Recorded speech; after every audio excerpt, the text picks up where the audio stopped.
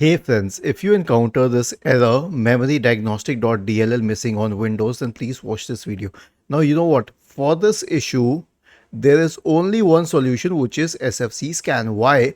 Because although this is associated with the RAM, this file is definitely a system file and there is no other solution to it. So we will search for command prompt in the Windows search bar and then click on Run as Administrator in the right pane to open the elevated command prompt window. Then we will type the command sfc /scan now and hit enter to invoke the sfc scan. Okay, this done.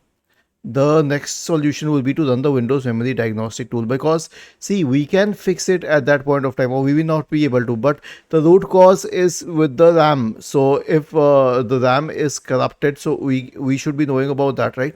So search for Memory Diagnostic in the Windows search bar and click on Windows Memory Diagnostic. Now click on Restart Now and check for problems. Was this helpful? If yes, then please subscribe to the channel. If not, then let us know in the comment section of the video on how we could help you further. Thank you for watching this video and have a nice day.